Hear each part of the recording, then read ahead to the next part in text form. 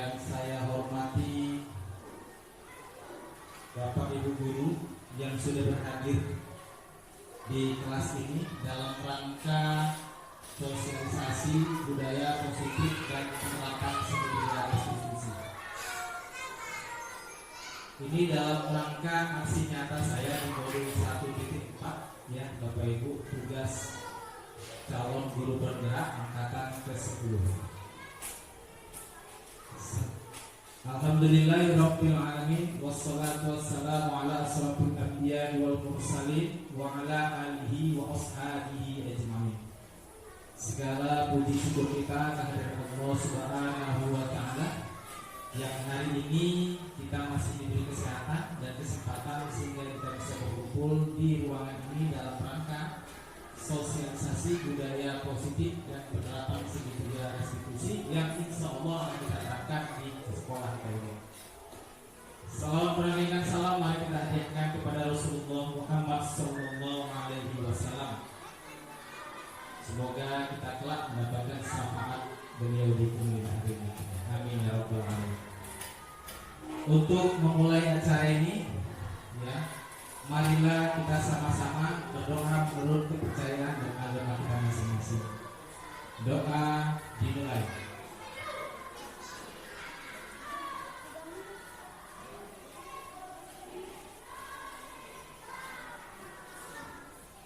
Doa selesai. Agenda pada hari ini yang pertama pembukaan itu dari saya sendiri selaku calon guru penggerak angkatan 10. Ya. Selanjutnya kata sambutan dari Ibu Kepala Sekolah SDIT, Ibu Kepala Sekolah SDN 064974. Sudah kelamaan di SIT, jadi maunya SDIT aja gitu penyebutannya. Dan selanjutnya adalah penyampaian materi oleh saya sekalian sekaligus nanti sampai penutup insyaallah. Jadi 1 jam ke depan kita akan mengupas secara tuntas, kalau bisa tuntas, yaitu tentang budaya positif yang akan diterapkan di sekolah kita. Langsung saja ke agenda kedua kepada Ibu Kepala Sekolah Haja Rahmanida, dipersilakan dengan segala hormat. Assalamualaikum warahmatullahi wabarakatuh. Tak lupa kita mengucapkan puji syukur kepada Allah Subhanahu wa taala yang mana diberikan kesehatan kepada kita semua sehingga kita dapat mengikuti acara yang dilaksanakan oleh Pak Anggun untuk budaya positif dan penerapan segitiga restitusi.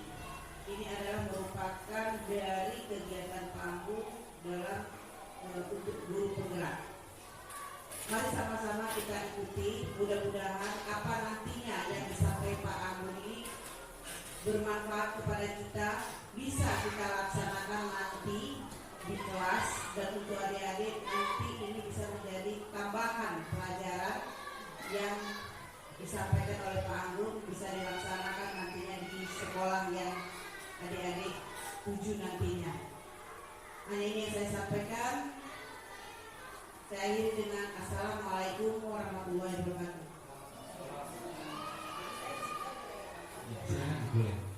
Nah, lanjut ya, kita ke agenda utama yaitu budaya positif.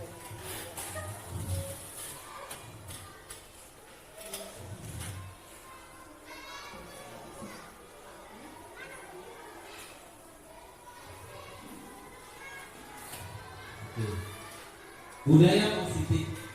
Apa sih budaya positif itu? Nanti ada yang kita melakukan diskusi kelompok ya. Dalam hal ini nanti akan saya bentuk 2 kelompok saja, 3 kelompok pun bisa ya. Nah, untuk membuat keyakinan kelas ya, nanti kita akan ini sangat ini berhubungan ini budaya positif. Nanti turunannya adalah penerapan segitiga restitusi. Apa itu segitiga restitusi? Nanti kita bahas di sini soalnya. Nah, budaya positif. Nah, ini ada sebenarnya ini ada di modul LMS CGP angkatan 10. Angkatan-angkatan sebelumnya juga ada. Jadi tentang budaya positif. Nah, kami dikasih tugas Inilah modul di akhir modul itu biasanya luar biasa padatnya, padat materi dan padat tugas. Insya Allah ini tugas terakhir kami di modul 1.4, yaitu aksi nyata dalam bentuk sosialisasi budaya positif dan penerapan segitiga restitusi. Nah ini saya didampingi dan difasilitasi serta dibimbing oleh yang pertama itu pengajar praktik. Ini Ibu Wistianisi, dan ini adalah Ibu Leni Agustina sebagai fasilitator kami. Jadi di dalam ruang kolaborasi kami diskusi melalui Zoom atau dengan Google Meet. Jadi pembelajarannya secara mandiri. Inilah saya dibimbing oleh dua orang ini, insya Allah akan membawa perubahan-perubahan positif di sekolahnya masing-masing. Nah kita lanjut saja. Nah ini dia budaya positif. Apa sih itu budaya positif? Nah Bapak Ibu sekalian, kita pernah mengatakan sesuatu yang baik, hal-hal yang baik. Itu sebenarnya budaya positif. Jadi bahasa keseharian kita budaya positif itu kebaikan-kebaikan yang kita lakukan. Jadi kita ya. Dan ini budaya positif ini nanti kita akan belajar tentang makna disiplin positif, 3 motivasi perilaku manusia, 3 kebutuhan manusia. Ya. Ini ada restitusi, 5 posisi kontrol, 5 posisi kontrol, restitusi dan keyakinan kelas. Dan akhirnya kita akan melaksanakan segitiga restitusi. Nah, apa itu budaya positif? Budaya positif itu adalah sebuah nilai kebajikan atau nilai kebaikan yang menjadi keyakinan dan menjadi karakteristik sebuah komunitas atau lembaga. Jadi mau apapun agamanya, apapun etnisnya, sukunya, apapun bangsanya, kalau budaya positif ini dia mengandung nilai-nilai positif universal. Apa itu universal? Umum. Artinya semua orang yang memiliki agama yang berbeda akan mengakui itu sebuah hal yang positif, sebuah nilai kebajikan. Contoh, menolong orang. Ada nggak agama yang melarang menolong orang? Tidak kan? Saling menolong itulah budaya positif. Tapi nanti budaya positif ini yang akan kita kita implementasikan di kelas-kelas kita. Akan kita lakukan di sekolah kita. Sehingga apa? Anak-anak kita memiliki budaya positif dan memiliki budi pekerti yang baik. Jadi budaya positif ini sudah kita lakukan sebenarnya. Ya. Datang tepat waktu. Ya. Apalagi Bapak Ibu contohnya. Ada yang bisa memberikan contoh? Ya. Iya, berpakaian sopan itu budaya positif, ya kan? Apalagi? Berpakaian sopan. Yang sopan, iya. Ada lagi? Biasa? Menjaga lingkungan sekolah. Menjaga lingkungan sekolah, iya. Itu kan nggak ada siswa kita yang mau agama Islam, mau yang Nasrani, mau yang lainnya, ya. Itu menganggap hal yang baik. Jadi nilai-nilai positif itu diterima oleh semua agama, diterima oleh semua etnis. Jadi seperti itulah yang disebut dengan budaya positif itu. Nah kita lanjut.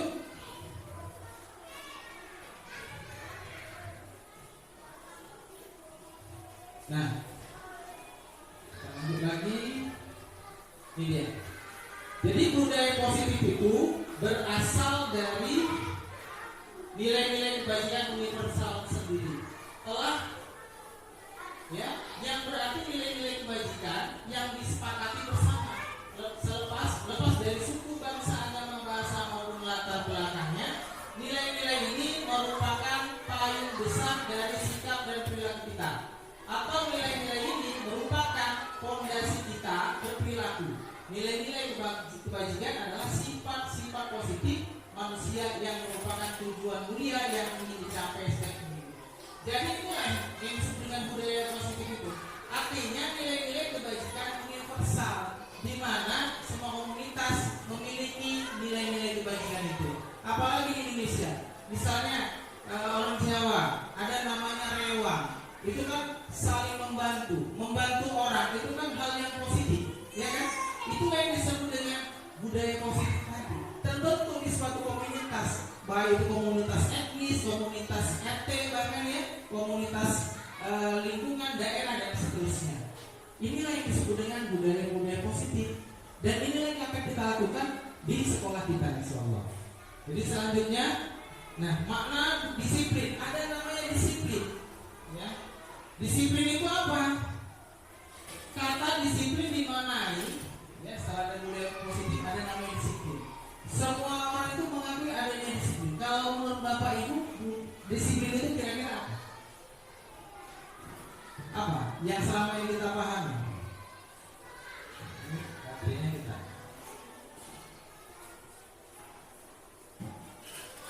Kira-kira apa? Ya. Menjaga sikap dan perilaku. Menjaga sikap dan perilaku. Iya. Ya. Ada lagi?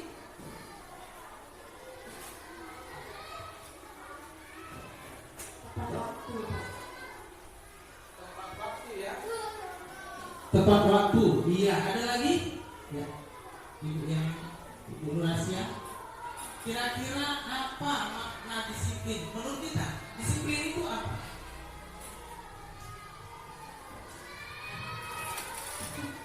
Ya, Pak Heri, silakan. Taat pada aturan. Taat pada aturan. Itulah disiplin, ya. Taat pada aturan. Oke, terima kasih. Jadi makna disiplin ini adalah, ini seperti yang dikatakan Pak Heri tadi, dimaknai menjadi sesuatu yang dilakukan seseorang pada orang lain untuk mendapatkan kepatuhan. Artinya sesuatu yang harus dipatuhi, kan? Kita cenderung menghubungkan kata disiplin dengan ketidaknyamanan. Kalau di sekolah biasanya ketidaknyamanan, ya. Kalau terlambat dihukum. Nanti kita akan belajar tentang 5 posisi kontrol. Nah, gitu. Tapi kita masih masuk istilah-istilah ini dulu. Oke, lanjut. Nah, menurut Ki Hajar Dewantara, ya, ya, Bapak pendidikan kita, inilah arti disiplin itu. Bapak pendidikan kita Ki Hajar Dewantara menyatakan bahwa di mana ada kemerdekaan, disitulah harus ada disiplin yang kuat. Sesungguhnya disiplin itu bersifat self disiplin, yaitu kita sendiri yang mewajibkan kita dengan sekeras-kerasnya, tetapi itu sama saja. Sebab jikalau kita tidak cakap melakukan self disiplin, wajiblah penguasa lain mendisiplinkan diri kita maksudnya. Dan peraturan demikian itulah harus ada di dalam suasana yang merdeka. Hajar Dewantara, Pemikiran Konsepsi, Keteladanan, Sikap Merdeka, catatan kelima 2013 halaman 470. Jadi disiplin itu ini, ya. Kalau kita nggak bisa mendisiplinkan diri kita, maka perlu ada kuasa atau penguasa atau sebuah manajemen atau aturan, ya kan, gitu, yang bisa mendisiplinkan kita. Itulah dia. Tapi seharusnya kan disiplin itu dari diri kita, kan. Datang tepat waktu, ya kan? Itu disiplin, ya. Termasuk, ya, itu aturan. Oke, terima kasih. Nah, selanjutnya. Nah, budaya positif itu dalam budaya positif itu ada 3 motivasi perilaku manusia. Ini 3 perilaku manusia. Yang pertama, ini sering kita jumpai. Ini untuk menghindari ketidaknyamanan atau hukuman. Jadi ada orang melakukan sesuatu karena takut dihukum. Makanya melakukan sesuatu. Nah, ini tingkat yang paling rendah ini. Karena sesuatu dia takut hukuman atau nggak nyaman dia. Contoh, ada kita, ya, kalau kerjanya terus terlambat, ya, maka dipotong gaji. Tapi dia disiplin karena takut itu saja. Karena takut gajinya dipotong. Siswa takut terlambat karena nanti kalau terlambat dihukum. Tapi enggak, dalam kesadaran dirinya keluar dari motivasi intrinsipnya, enggak keluar. Motivasi dalam diri yang keluar. Nah, yang kedua apa? Untuk mendapatkan imbalan atau penghargaan diri dari orang lain. Jadi dia mematuhi sebuah aturan atau melakukan sesuatu karena ada imbalan. Contoh, kalau dia siap PR-nya nanti diberi uang oleh orang tuanya. atau dia dapat nilai yang baik, itu masih positif ya, dapat nilai yang baik. Tapi dia melakukannya karena ada sesuatu yang diberikan kepadanya. Inilah yang disebut dengan motivasi untuk mendapatkan imbalan atau penghargaan dari orang lain. Kalau nggak dikasih hadiah, contoh siswa kalau dia nggak terlambat, maka diberi hadiah. Kalau nggak diberi hadiah, dia nggak terlambat lagi. Maka karakternya belum terbentuk. Dia ketergantungan dengan penghargaan. Kalau nggak dihargai dia, nggak dikasih ucapan selamat, nggak diberi kata pujian, dia nggak mau lagi. Nah yang selanjutnya itu motivasi apa lagi? Untuk menjadi orang yang mereka inginkan dan menghargai diri sendiri dengan nilai-nilai yang mereka percaya. Nah inilah tingkatan yang paling tinggi. Artinya apa? Dengan kesadarannya dia melakukan itu. Untuk apa? Ketika aku datang ke tempat waktu, aku nggak apa? Tujuanku apa? Begitu. Dia sudah menilai dirinya sendiri. Untuk apa dirinya datang tepat waktu? Ternyata tidak. Dia sadar kalau saya datang tepat waktu tidak mengganggu kalau saya sedang belajar. Ketika saya terlambat, nanti saya masuk mengganggu kalau saya sedang belajar bersama gurunya. Oke, lanjut. Nah, ada tiga tadi ini ya, ada tiga motivasi perilaku manusia. Sekarang kita masuk yang berikutnya. Budaya positif itu ada nama manusia itu ada 5 kebutuhan manusia. Ini dia 5 kebutuhan manusia. Apa itu? Yang pertama bertahan hidup atau survival. Yang kedua penguasaan, menguasai ya, mau diakui, artinya kebolehan dia, kepintaran dia mau diakui begitu ya. Kasih sayang dan rasa cinta. Setiap manusia menginginkan ini 5 dasar, 5 kebutuhan dasar manusia. Setelah itu ada kesenangan, ada lagi kebebasan. Oke, kita bahas satu-satu. Ini dia. Kebutuhan bertahan hidup meliputi kebutuhan fisiologis seperti rumah, makan, kesehatan. Nah itu dia. Kebutuhan ini harus dicapai. Kalau orang yang nggak sehat, orang yang nggak minum, nggak makan, nanti dia menjalankan aktivitasnya pasti terganggu. Itu dia. Kalau dia sakit, dia belajar pasti terganggu. Jadi 5 kebutuhan dasar ini harus dicapai. Yang kedua kebutuhan psikologi akan kasih sayang. Bagaimana itu? Dia hubungan sosial diterima, ya. Makanya kalau ada orang yang terdiskriminasi itu kasihan sekali. Dia nggak dapat ini, kebutuhan ini nggak dapat kasih sayang. Dia dikucilkan. Kenapa? Ada sesuatu karena dia dikucilkan. Nah ini nggak boleh terjadi oleh siswa. Ya, ini biasanya kalau kita panggil itu anak itu, nah kemarin ada apa sayang, begitu ya. Kalau berbuat ada apa sayang, gitu ya. Oh ini bu, tadi saya dipukul oleh itu kalau kita perhatikan itu hatinya akan merasa senang dengan. Ini dia. Ini 5 kebutuhan dasar manusia, termasuk manusia itu kita juga ya, termasuk dulu juga. Kalau dulu nggak dikucilkan dan disebutkan ya, didiskriminasi juga nggak enak juga. Ya kan? Sama. Selanjutnya penguasaan itu apa maksudnya? Ini dia, kebutuhan penguasaan atas kemampuan. Dia butuh diakui. Ya, menjadi dia punya kompetensi, butuh diakui. Dia punya keterampilan, butuh diakui atas prestasi. Dia punya prestasi, butuh diakui. Inilah dia. Pengen dihormati, ya. Apalagi membuat pencapaian, ya. Bisa membuat perbedaan. Ini dia. Dianggap, dihargai. Inilah dia penguasaan. Artinya dia diakui. Kalau siswa diakui dia, siswa ini punya kemampuan bisa membuat kardus menjadi mobil-mobilan. Itu kita harus apresiasi. Itu penguasaan dia. Nanti dia akan tunjukkan. Kawan-kawan, ini ada mobil-mobilan dari kardus. Gitu. Nanti kawan-kawannya tertahan. Si Adi bagus sekali, kok bisa buat seperti itu. Wah, dipuji itu dia senang sekali. Artinya dia ingin diakui dalam menguasai sesuatu. Oke, lanjut. Yang terakhir adalah kebutuhan kebebasan. Apa itu kebutuhan kebebasan? Ini ya, mencakup kemandirian, otonomi, memiliki pilihan, mengendalikan arah hidup. Ini kebebasan ini siswa juga ingin memiliki kemandirian, dia otonomi. Contohnya, dia mau eksperimen apa? Anak sering itu. Anak saya itu sering seperti itu. Dia lihat di YouTube, dia melihat ada bagaimana cara Ternyata burung yang usia anak diambil sama dia di sarangnya, dipelihara sampai bisa terbang sendiri.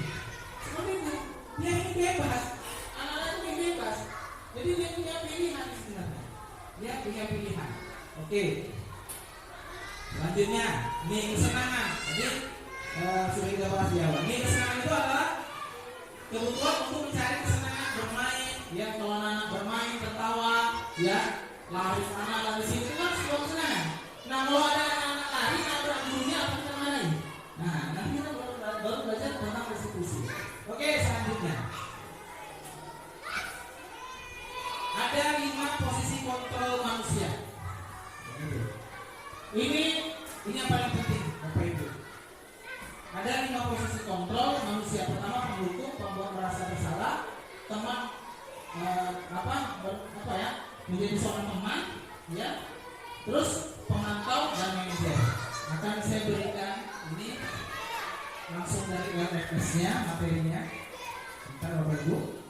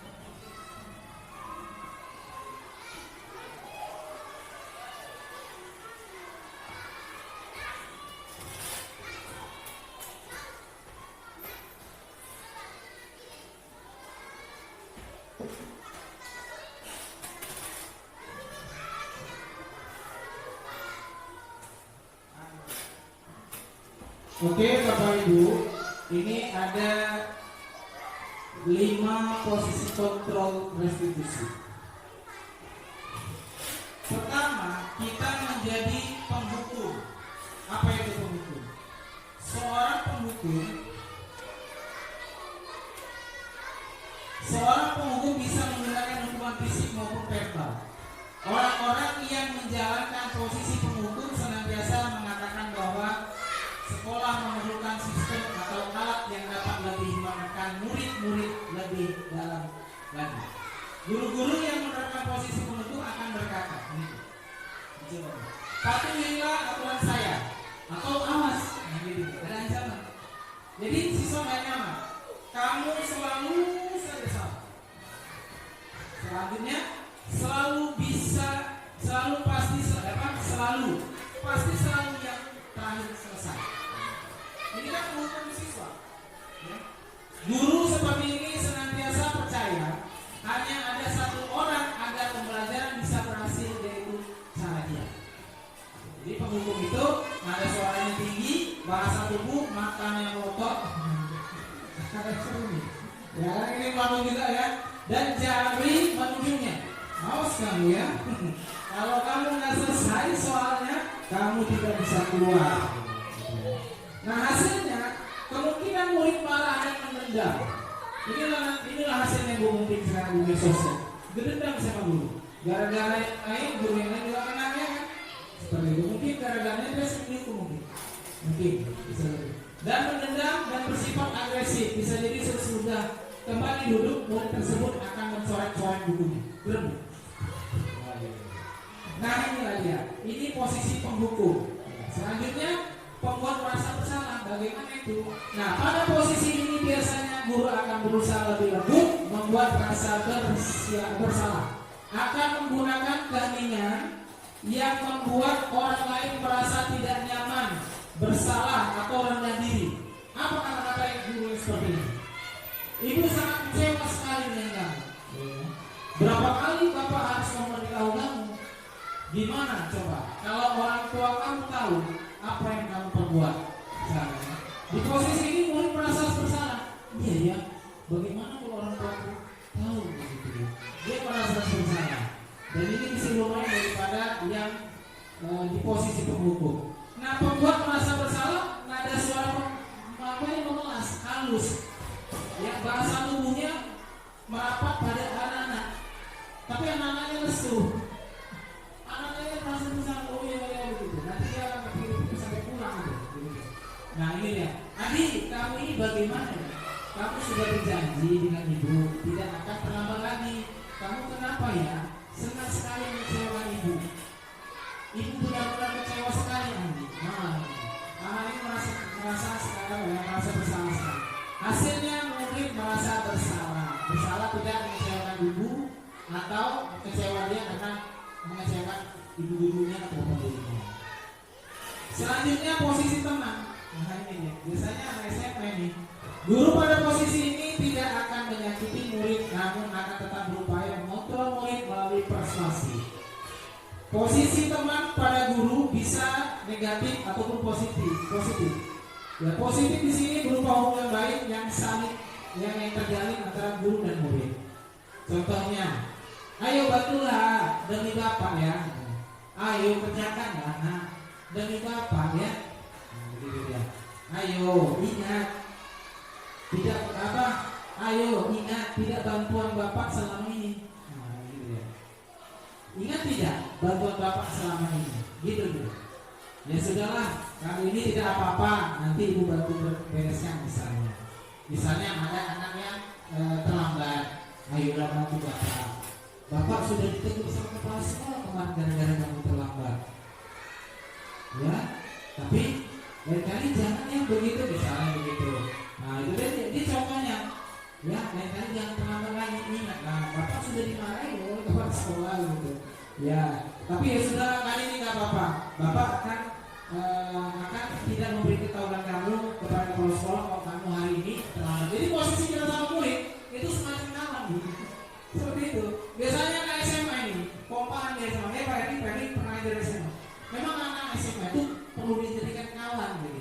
Nah ini masih mending ini namanya posisi kontrol apa? Teman, guru sebagai teman. Nah, nadanya apa?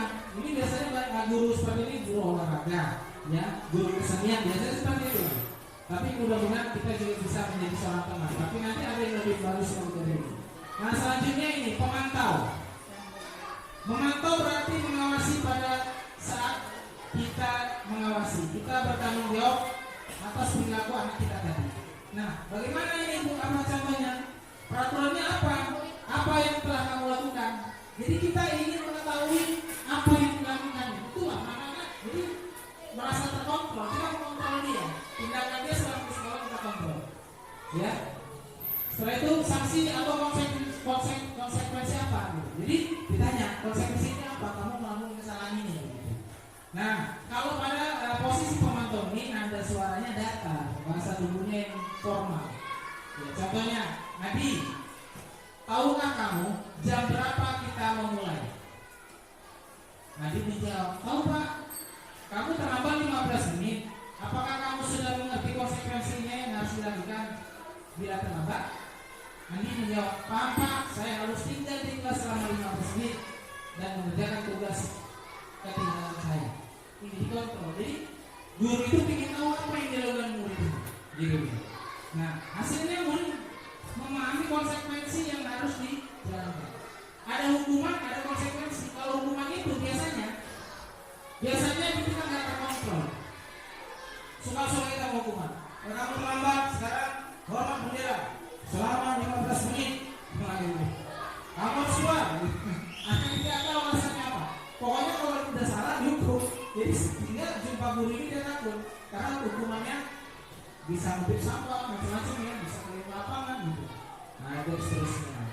Nah ini yang terakhir adalah posisi manajer. Memang posisi manajer di perusahaan juga posisi yang bagus ya. Ini dia posisi manajernya adalah posisi terakhir, posisi yang dimana guru berbuat sesuatu bersama dengan murid, mempersilahkan murid mempertanggungjawabkan perilaku, mendukung murid agar dapat menemukan solusi atas permasalahannya. Jadi ini dia, bagaimana contohnya? Nah ini dia, seorang manajer akan berkata, nih guru manajer, Apa yang kita yakini?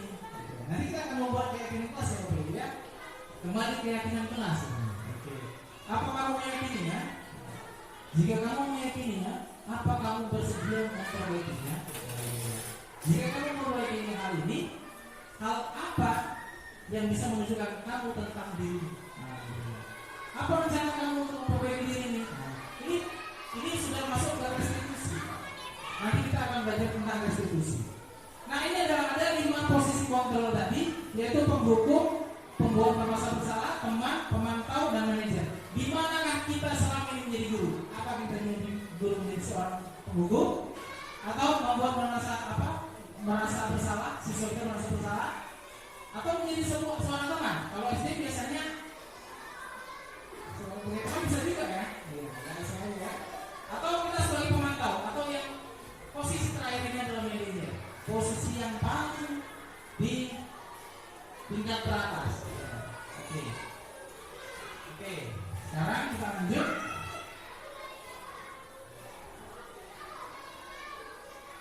Pada keyakinan kelas. Nah, ini sudah. Pada keyakinan kelas ini, Bapak Ibu, ya, kita dari nilai-nilai positif tadi, tapi yang bisa berlaku di kelas. Baru nanti ada keyakinan sekolah. Keyakinan sekolah artinya berlaku untuk semua siswa yang ada di sekolah itu. Kita kembali kepada keyakinan kelas terlebih dahulu. Pernah mendengar kesepakatan kelas, Bapak Ibu? Kesepakatan kelas, Bapak Ibu pernah? Oke. Contohnya apa? Bisa ada yang bisa memberi contohnya? Silakan. Silakan.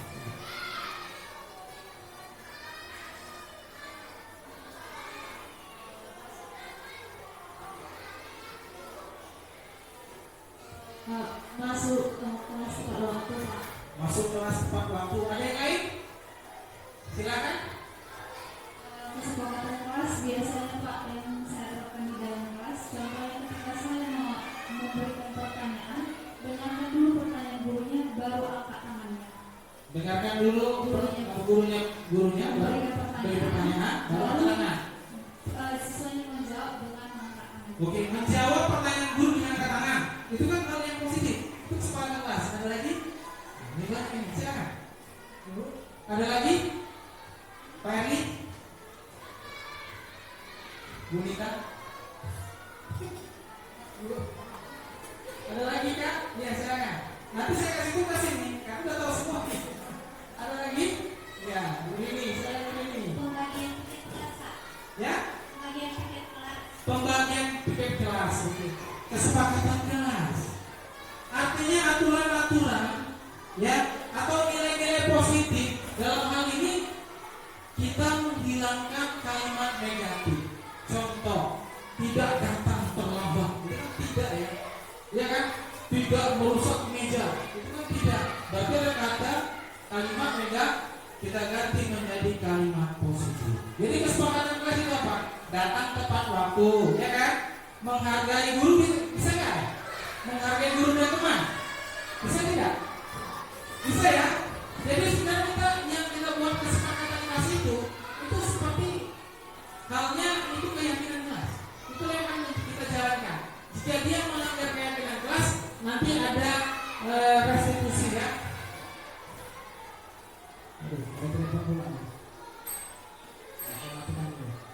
Oke Bapak Ibu, sekarang akan saya bagi tugas membuat keyakinan kelas. Ibu Rini, coba di sini Bu. Biar 55, Ibu siapa? Ya silakan di sebelah. Kita bagi jadi ada 2 kelompok. Sekarang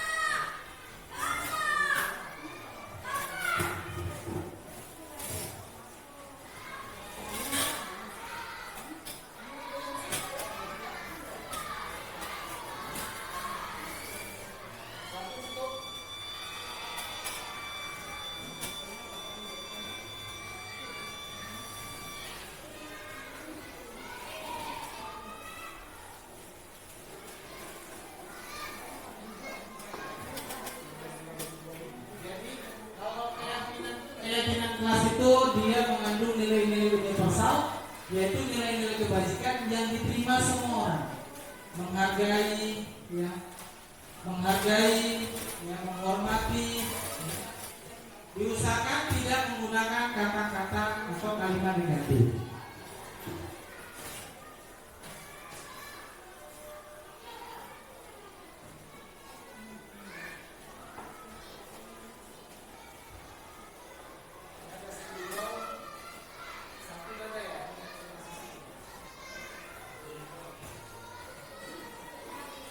Saya kasih waktu paling lama 10 menit ya Bapak Ibu.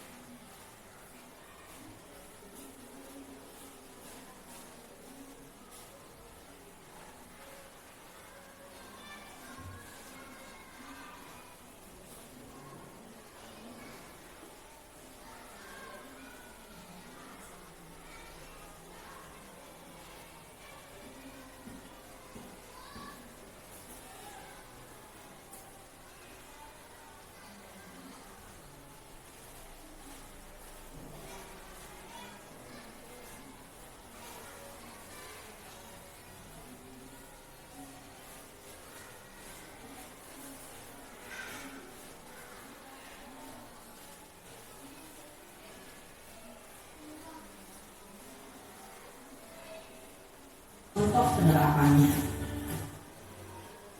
4. Posisi pemantau atau monitor.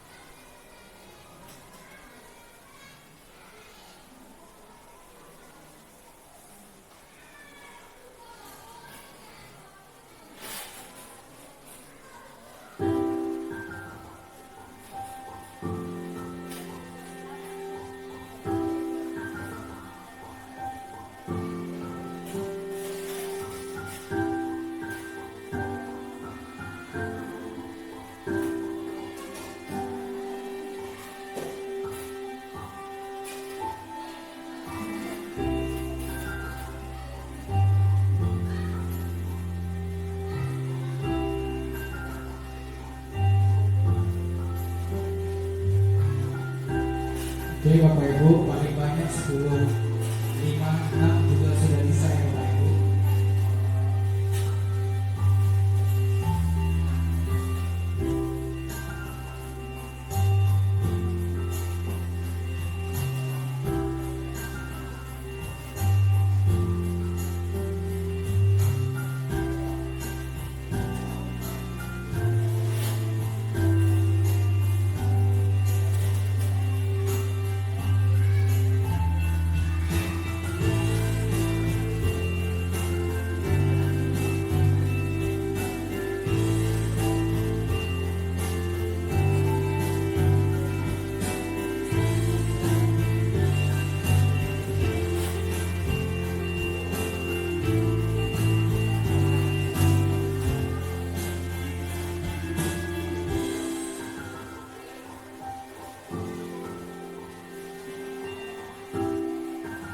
Oke, sudah bisa kita presentasikan ke depan.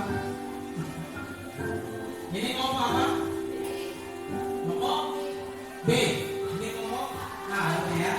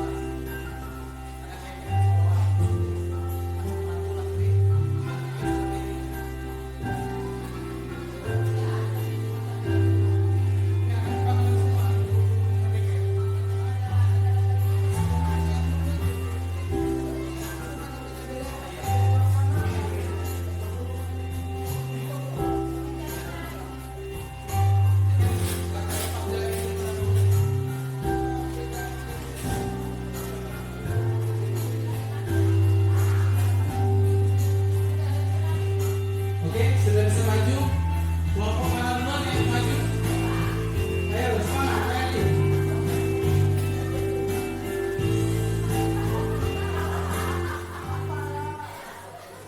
Ayo, ready. Ready sama Bu ini. Atau kelas kelompok B dulu. Mana yang maju duluan? Terserah, kelompok B. Ya, kita sambut kelompok B dengan tepuk tangan. Iya. Ini guru-guru muda yang masih energik ya kan? Nah, semangat. Ya, ini guru-guru muda yang luar biasa ini. Oke. Ibu hebat ini.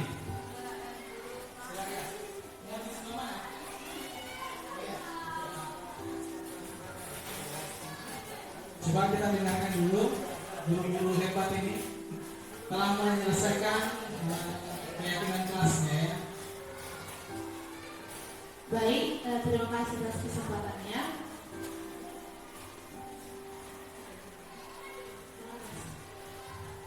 Baiklah, kami dari kelompok B akan menjelaskan keyakinan kelas yang telah kami susun. Nah, yang pertama yaitu keyakinan kelas yang kami susun adalah kami adalah siswa yang antusias. Nah, di sini kami membuat keyakinan kelas agar siswa itu seperti menanamkan diri sendiri bahwa siswa itu adalah siswa yang antusias. Dan yang kedua adalah kami saling menghormati dan menghargai. Ini agar menanamkan kepada siswa agar menghormati dan menghargai baik sesama maupun kepada guru. Dan yang ketiga, kami bertanggung jawab atas tindakan kami. Nah, di sini untuk menanamkan bahwa apapun yang dilakukan siswa harus dapat dipertanggungjawabkan. Dan yang keempat, kami bekerja sama dengan baik. Ini agar siswa dapat bekerja sama dengan sesama teman, baik dalam kelas, dalam kelompok diskusi. Dan yang kelima, kami selalu berusaha untuk menjadi yang terbaik. Di sini kami membuatnya agar menanamkan kepada siswa untuk tidak mudah puas diri dan selalu berusaha untuk yang terbaik. Dan yang keenam, ketika kami melihat sampah, kami akan mengutnya. Ini kami susun agar siswa memiliki kesadaran atau keyakinan untuk mengumpul sampah. Dan yang ketujuh, ketika kami tidak mengerti, kami bertanya. Di sini agar siswa tidak malu untuk bertanya dengan keyakinan kelas yang ketujuh ini. Sekian, terima kasih. Luar biasa ya. Luar biasa. Kita beri aplaus yang meriah. Ya, terima kasih. Luar biasa sekali keyakinan kelasnya ya. Itu kita buat itu berdasarkan masukan dari masing-masing siswa tadi. Jadi semua siswa terlibat. Jadi kalau siswa itu terlibat, maka siswa itu akan merasa bahwasanya keyakinan kelas itu adalah miliknya yang harus dijaga. Seperti itu. Jadi kalau anak-anak itu, kalau anak SD punya mainan, dia ingin dijaganya. Apalagi ketika dia beli mainan itu, dia ikut sertakan sama ibunya, pasti akan dijaganya. Jadi itulah keyakinan kelas yang akan kita jalankan.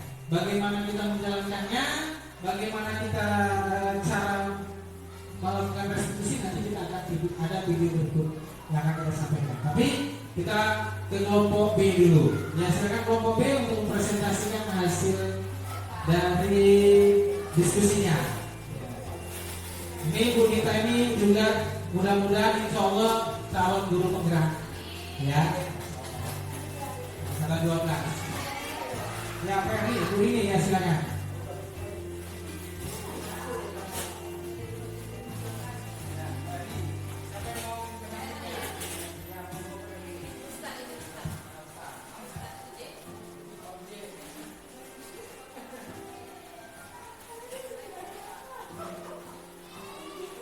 Bismillahirrahmanirrahim. Assalamualaikum warahmatullahi wabarakatuh. Waalaikumsalam warahmatullahi wabarakatuh. Di sini kami dari kelompok A.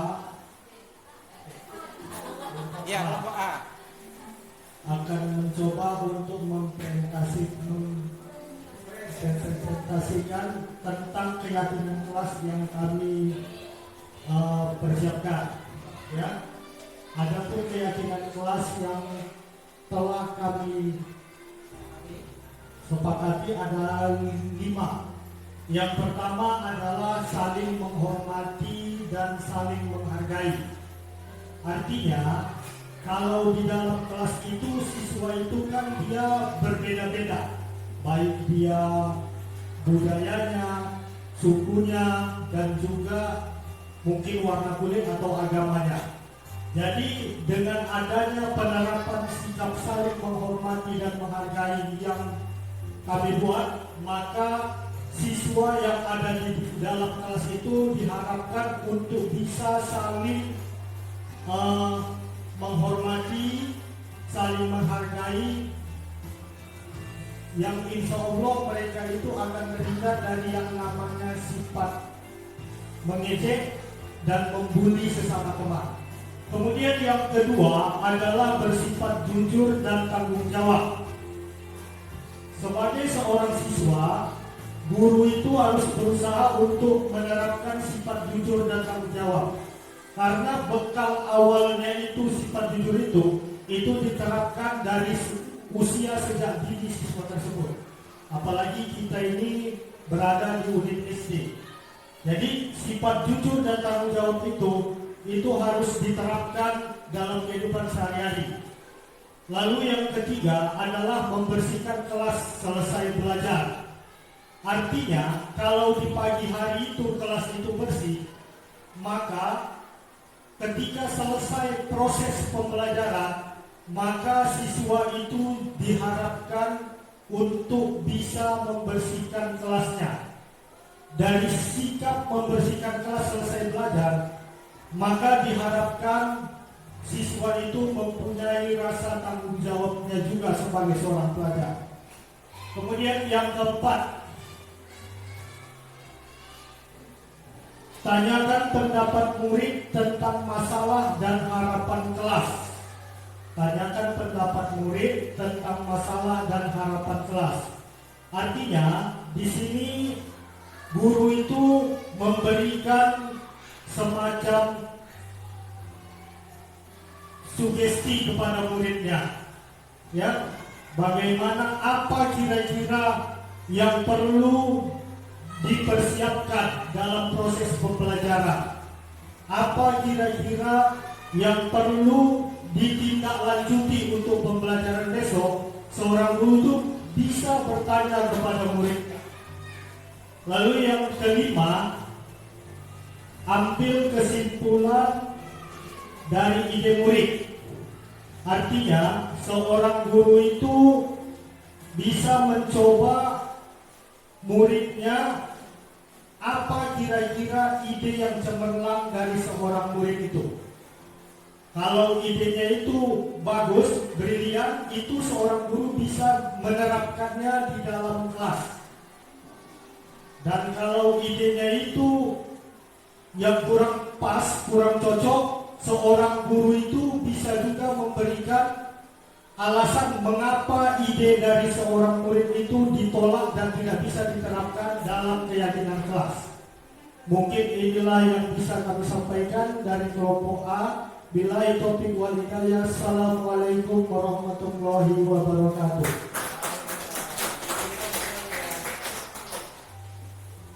Luar biasa ya, sehingga guru terlibat ya untuk menerima ide-ide gagasan dari murid. Itu yang saya tangkap, itu yang luar biasa. Oke, Bapak Ibu yang Allah, sudah setengah jam lebih ya. Sekarang kita akan ada contoh video nih Bapak Ibu, bagaimana cara menjalankan keyakinan kelas tadi. Keyakinan kelas kadang kan dilanggar, ya kan? Ada namanya tepat waktu. Jadi waktu murid terlambat itu bagaimana mengatasinya? Apakah kita sebagai, dari tadi ada 5 posisi kontrol, apakah kita sebagai penghukum, pembuat merasa bersalah, artinya siswa merasa bersalah, sebagai teman satu lagi apa? Pemantau, sebagai teman, dan manajer. Kita di posisi mana? Mari kita simak video berikut ini. Dan 5 posisi manajer sekolah.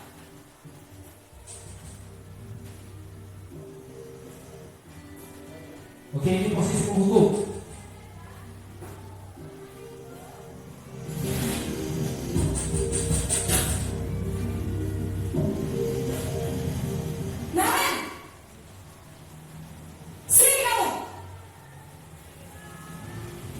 Selamat pagi, Bu.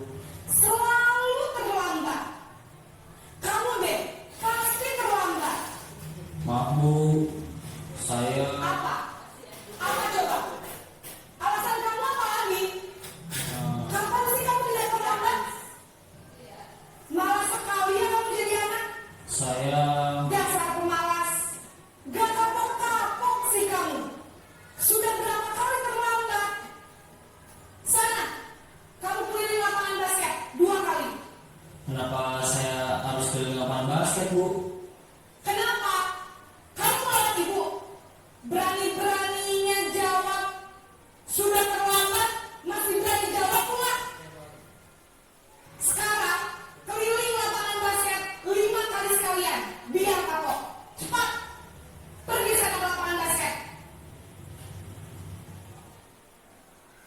Bapak Ibu. Ini posisi penghukum. Jadi nggak enak deh, ya kan? Nggak enak. Enak nggak kalau kita gitu kan? Terlambat semua kepala sekolah ini.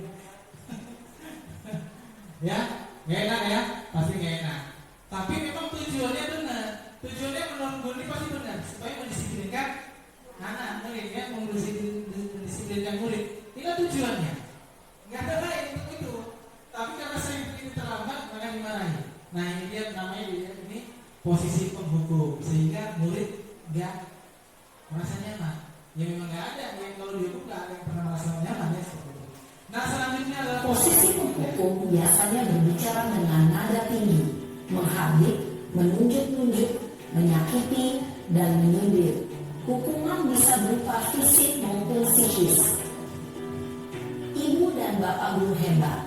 Dampak yang terjadi pada murid ketika guru berada pada posisi penghukum adalah murid cenderung akan memberontak, bahkan menyimpan dendam.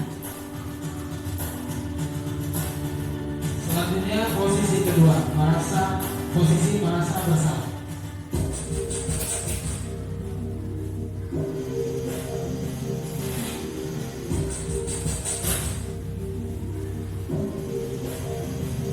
Naren,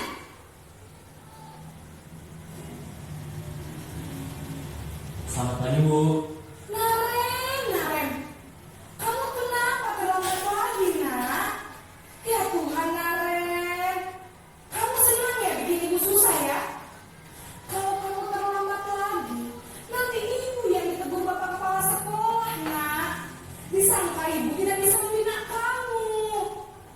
Duh, gimana ini? Maaf Bu. Duh, Gusti Naren, kamu suka ya kalau ibu tegur bapak kepala sekolah? Terus, sekarang ibu harus tulis apa ya di buku absen? Ini kamu sudah sering terlambat loh. Ibu harus apa coba? Maaf Bu. Maaf sekali. Ya sudah, lain kali jangan bikin ibu susah lagi ya nak ya.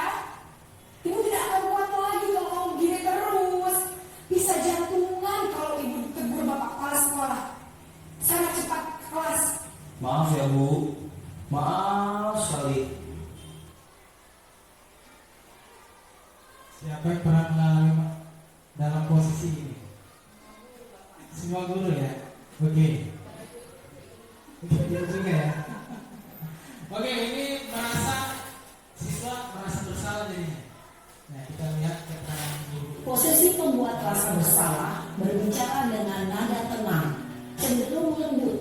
Namun kata-kata yang diutarakan membuat murid merasa menjadi orang yang gagal, memandang buruk dirinya sendiri, merasa tidak berharga, dan tidak sanggup membahagiakan orang lain. Ketika guru mengambil posisi pembuat rasa bersalah, murid akan menganggap dirinya yang bersalah dan ia akan menyimpan emosi negatif tersebut di dalam dirinya. Selanjutnya posisi teman.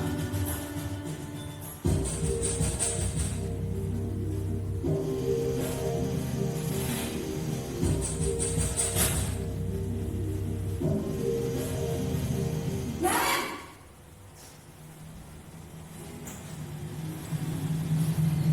Selamat pagi Bu. wah, sudah jam berapa ini nak? Terlambat lagi ya sayang. Iya Bu. Habis ibu saya lupa membangunkan saya Bu. Kamu malah menyalahkan ibu kamu. Kamu bukannya anak yang larinya paling kencang. Kok terlambat sih? Iya Bu. Saya memang terlambat bangun tadi. Jadi biarpun saya lari kencang, tetap gak kejar Bu. Ya sudah sana. Nanti lain kali larinya lebih kencang lagi ya. Biar gak terlambat lagi. Bikin seneng ibu. Demi ibu. Bisa kan? Bisa Bu. Ya sudah sana masuk kelas. Ibu beresin urusan absen kamu. Kamu ini ada-ada saja. Ada yang pernah seperti ini? Ada ya. Jadi mungkin kita ada setiap siswa itu berbeda ya. Ya Bu, bisa jadi berbeda ya. Kalau siswa yang buah itu banget kita kan tadi di posisi penghukum mungkin ya. Yang kurang mungkin dari posisi merasa bersalah. Baru yang terakhir ini. Nah, ada lagi posisi kontrol yang lain. Kita dengar penjelasannya dulu. Dalam posisi teman, guru berbicara dengan nada suara ramah, akrab, cenderung bersenda gurau untuk menjaga suasana tetap santai. Murid akan merasa senang, aman, dan akrab dengan guru. Identitas yang tercipta adalah identitas sukses atau berhasil.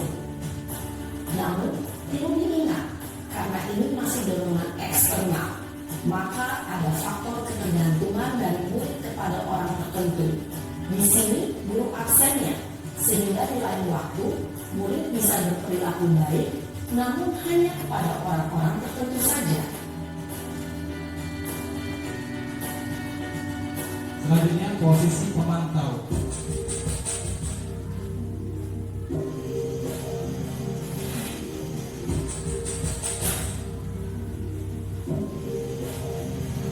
Naren,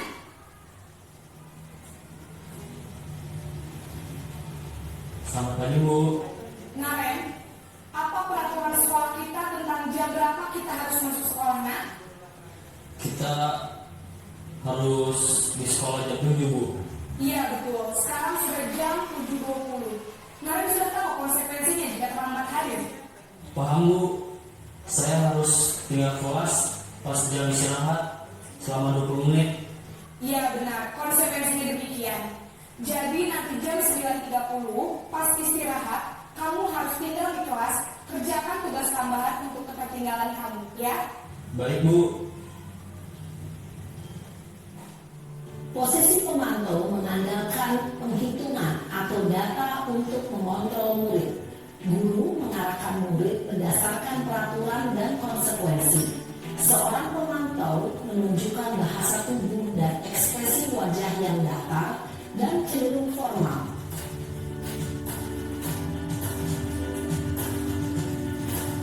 Ini posisi manajer.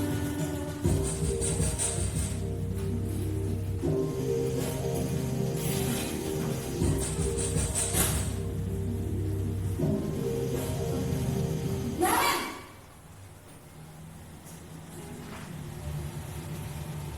Selamat pagi Bu. selamat pagi Naren. Maaf Bu, saya terlambat. Iya, sekolah masuknya jam 7, sekarang sudah jam 7.20. Jadi sekarang bagaimana ini Naren? Maaf Bu, saya lupa setel alarm saya semalam. Baiklah, menurut kamu, keyakinan sekolah yang mana yang perlu kamu tingkatkan? Menghargai diri sendiri dan orang lain mungkin ya Bu. Setuju. Jadi, apakah Naren meyakini prinsip saling menghormati tersebut? Iya Bu, saya meyakininya. Apakah Naren bersedia memperbaiki masalah keterlambatan ini? Bersedia Bu. Bagaimana kamu akan memperbaiki masalah keterlambatan ini? Saya akan coba untuk tidak lupa menyetel alarm saya Bu. Baik, kalau Naren lupa menyetel alarm di rumah, ada orang yang kira-kira bisa bantu mengingatkan tidak? Ada Bu, kakak saya, Kak Emma. Ada lagi selain Kak Emma? Selain Kak Emma, ada ibu saya. Baik, jadi yang mengingatkan Naren adalah Kak Emma dan ibu kamu ya? Kira-kira akan mulai set alarm kapan nih Naren? Setelah pulang sekolah, akan segera saya lakukan. Baik, jadi Naren akan setel alarm untuk bangun besok pagi dan akan diingatkan oleh kakak dan ibunda Naren ya. Ada lagi yang mungkin perlu dilakukan Naren agar tidak terlambat bangun lagi. Tidak ada Bu. Baik Naren, terima kasih untuk kerjasama kamu. Sekarang kamu perlu kembali ke kelas untuk belajar. Baik Bu, terima kasih. Posisi manajer adalah posisi kontrol yang disarankan untuk membimbing murid memiliki sikap disiplin yang positif, yaitu murid yang mandiri, bertanggung jawab, dan dapat memecahkan masalah. Tujuan dari posisi ini adalah agar murid dapat berefleksi atas tindakannya. Guru akan dengan tulus memberikan pertanyaan-pertanyaan bermakna, sehingga membuat murid dapat belajar dari kesalahannya dan mencari sebuah solusi untuk menyelesaikannya. Ibu dan bapak guru hebat setelah Oke, Bapak Ibu, inilah tadi 5 posisi tadi. Gimana kan kita? Coba setelah kita melihat video ini, kira-kira kita mau di posisi mana? Posisi penghukum, posisi pembuat merasa bersalah, posisi teman, posisi pemantau, atau posisi manajer? Posisi teman. Ada yang lain?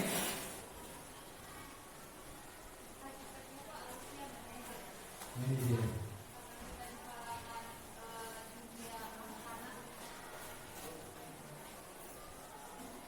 Ya.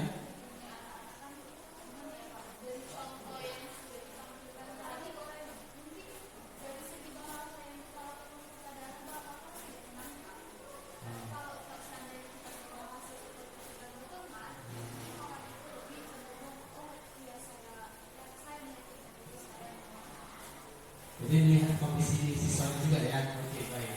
Jadi itulah Bapak Ibu, sebenarnya kita seharusnya kita berada di posisi manajer, tapi nggak apa-apa di posisi masalahnya, dan jangan kita di posisi penghukum. Kalau di posisi manajer itu kita harus kita harus menggunakan segitiga restitusi. Nah ini dia, ada segitiga restitusi. Apa itu? Menstabilkan identitas yang pertama. Yang kedua, validasi tindakan yang salah. Lalu yang ketiga, membangun keyakinan atau menanyakan tentang keyakinan. Jadi kalau ada yang terlambat, bagaimana kira-kira bahasanya? Kenapa kamu terlambat? Ya Pak, saya begini, begitu kan? Maka kita jawab bagaimana? Oh iya, Bapak juga pernah terlambat. Mungkin hampir semua orang juga pernah terlambat. Itu kestabilan dia. Artinya meyakinkan dia bahwasanya orang juga sering dia ada orang lain yang melakukan terlambat itu. Begitu dia. Jadi dia agak tenang ya, stabil ya. Setelah itu tanya validasi tindakan yang salah. Jadi kalau menurut kamu apakah terlambat itu salah? Ya Pak, saya salah begini nanti kan mengganggu teman yang lain, ya kan? Ketika saya masuk. Nah, pada saat itu keyakinan mana yang kamu langgar? Nah, gitu dia. Ini dia pada tingkat menanyakan keyakinan kelas. Gitu ya. Tingkat 3 ini menanyakan tentang keyakinan kelas. Setelah itu dia membuat solusinya sendiri. Ya, saya nanti tidak datang terlambat lagi. Besok saya akan bangun lebih cepat lagi. Kan dia punya solusi sih, ya kan? Dia punya solusi. Nah, inilah yang disebut dengan segitiga restitusi. Sehingga apa? Sehingga kita itu dianggap murid tidak dendam kepada kita, dan masalah dia terpecahkan, masalah dia dapat solusinya. Saya yang buat solusi dia sendiri, tapi dengan kita bantu. Apalagi SD kan, kelas 1 harus kita bantu kan. Saya sini lah gitu ya. Nah seperti itu ya. Jadi perlu sekali kita ini melakukan hal ini. Inilah guru zaman now ya. Ya kalau dulu kan memang hukumannya sini kamu begitu kan. Tapi kita nggak membuat seperti itu lagi. Nantinya apa? Kita harus lebih baik lagi. Ya.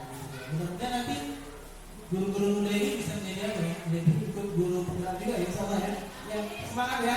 Selesai PPG ikut guru penggerak ya, semangat ya. Oke, selanjutnya ada contoh segitiga restitusi. Ada pilih sedikit lagi ya.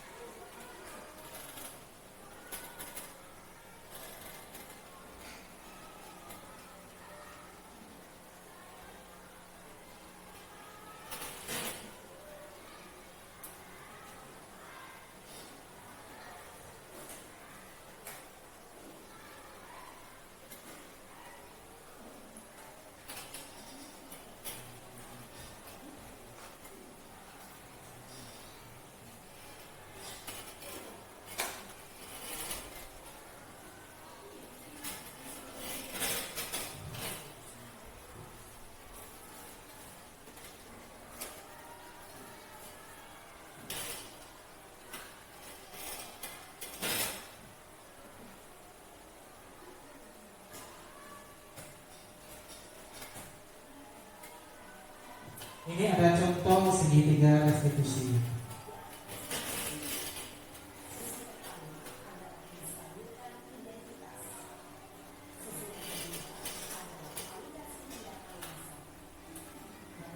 Ketiga adalah menanyakan keyakinan. Sedikit. Ini ada contoh segitiga restitusi. Siap, Sarah. Siapa? Sudah lama nggak ketemu Sarah. Kenapa hari ini ada di sini? Kesel Pak, kesel banget. Nah ini ada masalah. Kita stabilkan dulu, biar tenang dulu emosinya. Karena kan kita sebagai siswa dulu ya kita mengalami. Kita datang udah langsung dimarah-marah, ya kan? Jadi kita nggak tenang, lama-lama kita takut begitu menceritakan masalahnya. Jadi kalau kita stabilkan dulu, mudah-mudahan dia akan lebih terbuka. Coba kita saksikan dulu ya. Masa aku dikatain tukang fitnah, Pak? Ya aku marah lah. Aku balik katain Eka di depan kelas. Kesel banget. Oh begitu. Ya Pak. Jaringan, Pak.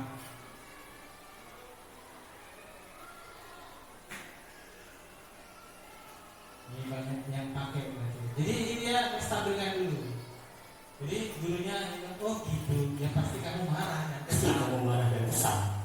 Bapak juga akan marah apabila ada yang menuduh Bapak seperti itu. Kemudian pada saat itu Jadi dia berusaha menstabilkan anaknya dulu, ya. kamu mau melakukan apa? Ya saya langsung ngatain Eka lah, Pak. Kesel banget. Saya bentak-bentak dia depan teman-teman lain. Oh begitu. Pasti kamu melakukan seperti itu. Ini namanya validasi tindakan yang salah. Jadi nanti siswa itu kan ngomong ya, karena kan kita marah di awal dia kan ngomong kenapa dia melakukan itu. Gitu kan semua orang melakukan sesuatu karena ada alasannya. Ya. Dia juga Karena suatu alasan tertentu kan? Iyalah, masa saya diam saja, Pak? Ya saya bela diri lah. Masa saya dituduh tukang fitnah? Ya wajar lah. artinya gini, ya kalau dipindah wajar nggak marah begitu ya. Jadi kalau kita penanganan siswa kita begini enak nggak? Kita pun nggak dididik siswa, kita akan menjadi guru.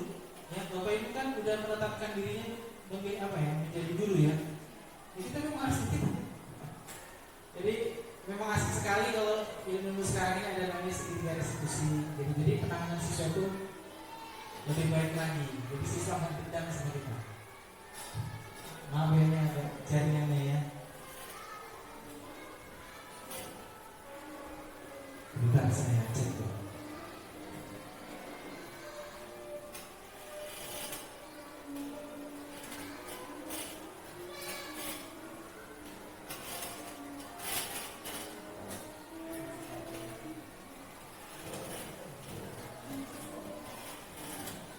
Mempertahankan harga diri itu sesuatu yang penting buat kamu. Untung kamu tidak bertindak lebih gegabah lagi, hanya membentak-bentak. Iya, Pak. Untung saya masih bersabar dan hanya membentak saja.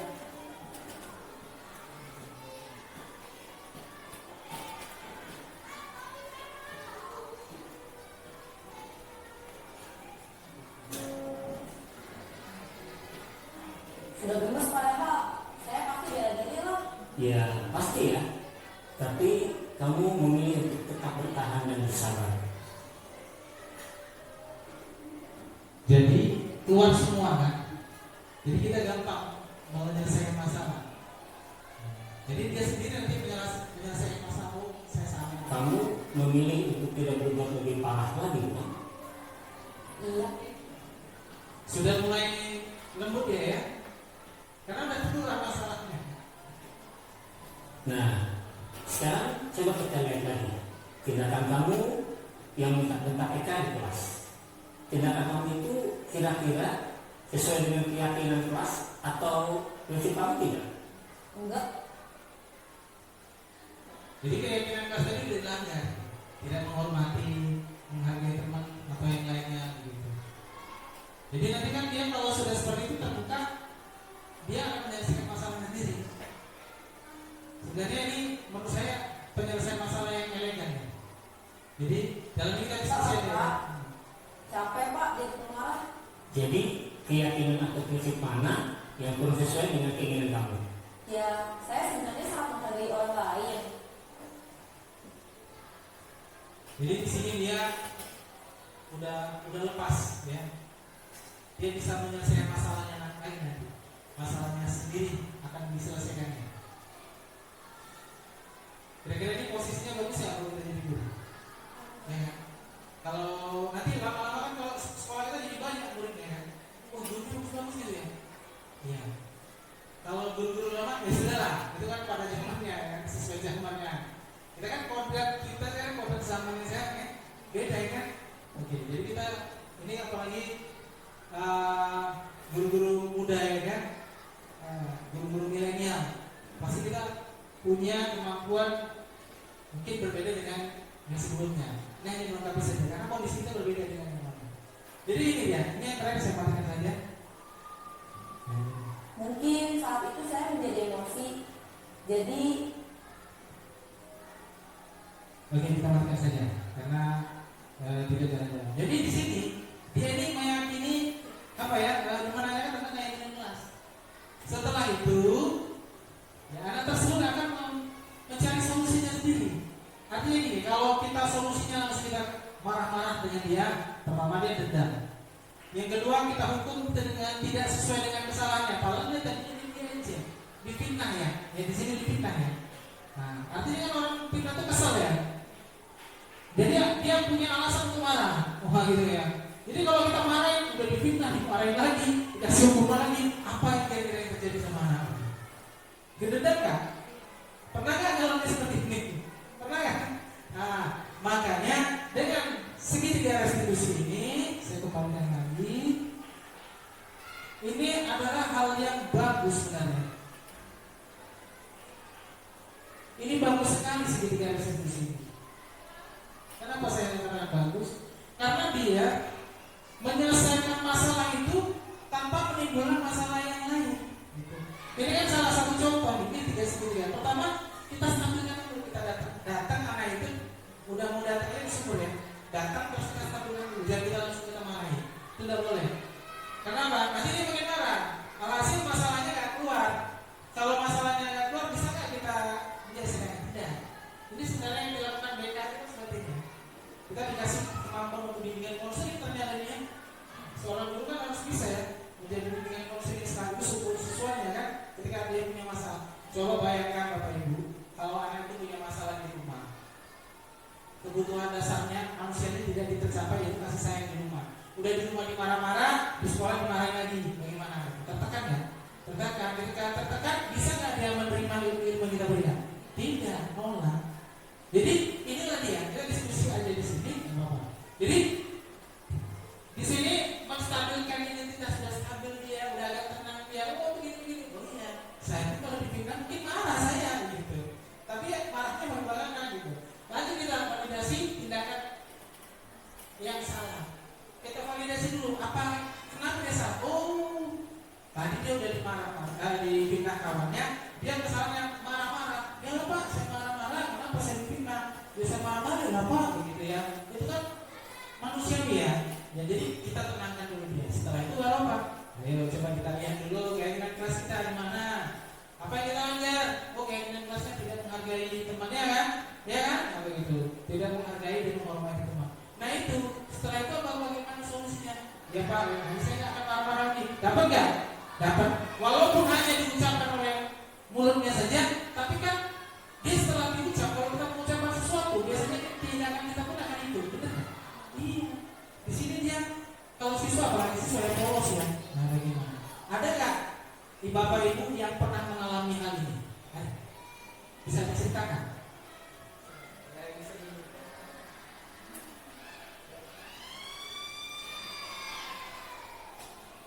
Oke Pak, saya pernah mengalami ini dengan siswa saya, khususnya di kelas 1B. Yang terakhir itu Pak, ada masalah tentang siswa ini tidak tahu membaca. Jadi kan kita sebagai guru harus mengetahui apa penyebabnya, mengapa dia tidak bisa membaca dan mengenal guru. Saya mempertanyakan kepada siswanya, orang tuanya bagaimana peraturan di rumah, bagaimana sikap orang tuanya memberikan didikannya selain dari sekolah. Nah ketika siswa tersebut memberikan jawaban saya mengambil kesimpulan bahwa dia harus lebih banyak lagi pendekatan, di mana itu guru nggak bisa menyamakan semua siswa itu pendekatannya sama, harus memiliki pendekatan yang berbeda. Nah, terkadang siswa begini Pak, siswa ini gini, saya nggak ngerti Bu, udahlah Bu, selesaikan aja Bu belajarnya, jam berapa pulang Bu? Ada siswa yang bilang gitu Pak, karena dia nggak ngerti pembelajaran itu. Tapi saya memberikan seperti yang meyakinkan atau menyampaikan keyakinan. Nah saya bilang kalau misalnya kita pulang, apa yang kita dapat dari sekolah? Kita bisa membaca atau lebih nggak bisa membaca lagi. Jadi ibaratnya kita kasih keyakinan secara perlahan kepada peserta didik. Dan dia berpikir sejenak, oh iya ya, justru saya tidak mendapatkan pendidikan dari rumah, disitulah saya akan mengembangkan pendidikan saya. Jadi guru itu harus memberikan tadi itu pendekatan dan menerapkan segitiga restitusi, di mana tadi ada apa ya Pak, pihak manajer. Walaupun secara praktik kan tidak mengetahui itu manajer, tapi harus sudah menerapkannya mungkin secara perlahan. Super sekali ya. Jadi apa ibu guru mudanya sedikit. Jadi memang seperti itu, kita juga harus tahu. Karena kan anak itu tidak bisa membaca, kita harus tahu juga lima dasar kebutuhan manusia tadi. Jangan-jangan ini belum sarapan. Di rumah orang tuanya bagaimana? Kurang kasih sayangnya, enggak pernah diajari, ya kan? Sekarang kan karena semuanya sudah bisa baca mungkin. Jadi kalau bisa baca semua, jadi yang tidak bisa baca terlewatkan. Benar sekali, saya sepakat. Jadi kita pendekatan semua anak itu beda-beda. Bahkan nanti di modul berikutnya, kalau kita kesempatan ada kesempatan seperti ini lagi, kita akan belajar namanya pembelajaran berdifferensiasi. Udah tahu kan? Itu karena apa? Memang beda-beda, nggak bisa sama. Jadi walaupun dia terlambat, ada anak yang terlambat, masalahnya apa? Oh ternyata orang tuanya yang mengantar terlambat. Apakah kita hukum? Ya ada. Ya kan? Ya ada. Orang tuanya yang terlambat, itu bangun sampai nangis dia. Saya tadi udah bangun pagi, bapak saya, belum siap-siap yang tadi meetingnya terlambat. Apa? Siswa seperti ini apakah harus kita hukum? Tidak. Nah, jadi gitu ya. Jadi ini tadi nanti memang ada hubungannya, korelasinya dengan pembelajaran kita dengan pembelajaran berdifferensiasi. Karena setiap siswa berbeda-beda. Makanya kita gunakan segitiga restitusi ini untuk menyelesaikan masalah siswa tadi. Siswa bisa keluar dari masalahnya, ya. Siswa itu bisa keluar dari masalahnya. Jadi siswa itu tidak harus mengikuti apa kata kita saja, tapi juga dia harus bisa menyelesaikan masalahnya. Kan profil Pancasila mandiri, ya. Habis mandiri kreatif, ya kan? Tapi banyak ternyata hal-hal yang harus kita ketahui sebagai guru. Kita seorang guru harus tahu. Yang dia belum makan, siswa saya dulu belum makan, datang, kenapa? Ya Pak, di rumah ada nasi, gimana nanti kita? Gimana nanti? Kalau kita nyari nurani, gimana kita? Luar biasa. Jadi Bapak Ibu guru muda, Bapak Ibu guru muda sering mengatakan ada di sini muda semua. Jadi Bapak Ibu guru, setiap permasalahan siswa itu berbeda.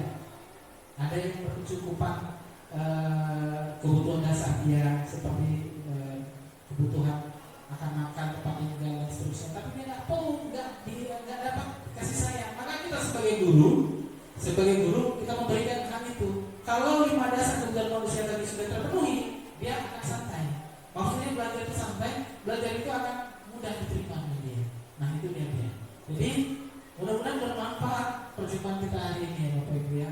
Nah inilah bisa saya simpulkan sebentar. Jadi pertama ada nilai-nilai positif. Nilai-nilai positif itu ada apa? Nilai-nilai positif itu adalah nilai-nilai kebajikan yang universal. Artinya semua agama, suku, semua suku bangsa itu menerimanya, ya kan?